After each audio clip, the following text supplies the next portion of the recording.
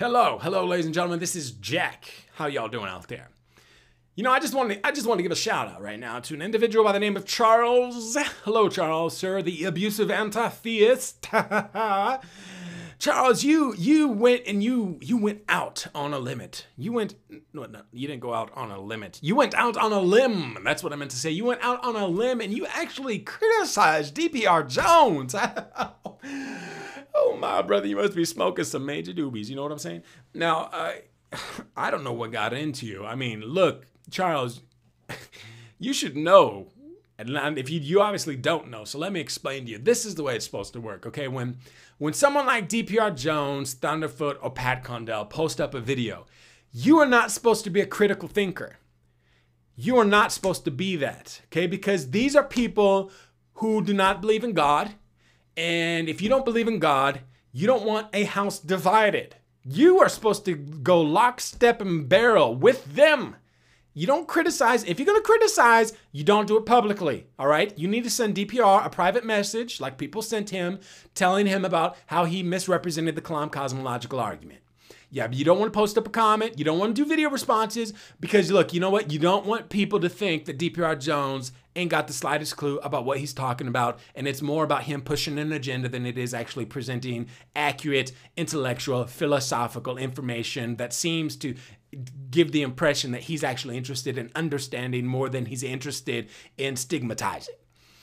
See, come on, Charles. But I applaud you for your bravery and courage. You know, that you went out, you stepped out and you said, you know what, DprJones, you actually don't know, you misrepresent the Kalam cosmological argument. You know what's interesting, Charles, about this is that I actually was on Blog TV and DprJones was with me, and he admitted that he misrepresented the Kalam cosmological argument. He admitted, actually, that people sent him private messages letting him know. No, I'm sure that these people who send him private messages, I'm just speculating, folks, that they were atheists who wanted to maybe save a little bit of face for DprJones because, you know, the non-God forbid that people call DprJones out and expose just how ridiculous and overly simplistic his video was. And it's certainly not just that one component of it. It's so many components of the video. And, you know, so yeah, anyways, but you know, the thing that I thought was interesting, Charles, is that at that time, and I'm pretty certain at this time, he has added no annotations to his video indicating that he misrepresented the Kalam cosmological argument. Now that gets me thinking, Charles. I don't know if it got you thinking, but it got me thinking, why?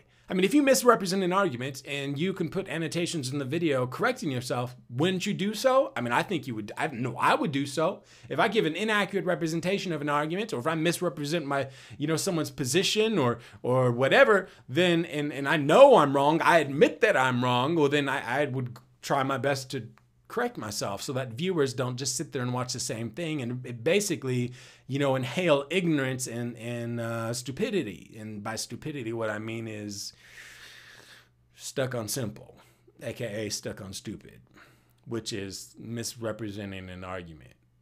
So anyways, Charles, props to you for calling him out. You're gonna get flack. You're gonna get flack because you're disrupting the way the way people want it to be. It's more about for DprJones and Thunderfoot and Pat Condell folks. For them, it's much more about being anti-theistic and stigmatizing the religious and people who believe in God and making them look and appear irrational. That's what so much about that's their agenda. First and foremost, it's not understanding. It's not meaningful conversation. First and foremost, it's about oversimplified arguments, drama, entertainment, the rhetoric, so that people have a perception in their mind regarding the opponent. That's pretty much, by and large, what it's about. But this is a human problem, and I'm certainly not going to say that it's exclusive to atheists, because it's not. Theists do it too. It's just interesting to see how it plays out on YouTube, where so many of the people involved in this conversation are atheists, and they always tout themselves as being critical thinkers, free thinkers, but not so free and critical and bright when it comes to criticizing their own sometimes. Not to say that there aren't people, because there are people who do it. It's just funny that they're not the most popular ones. And it doesn't seem like this idea of being critical thinkers, even against these popular atheists, is encouraged. Anyways, y'all take care. Peace be with you all. Charles, props to you for taking a stand. Also, Michael Payton, I appreciated your video too. I think it's cool that people are just saying, look, you know what? We're just going to call it like it is. Call it like it is.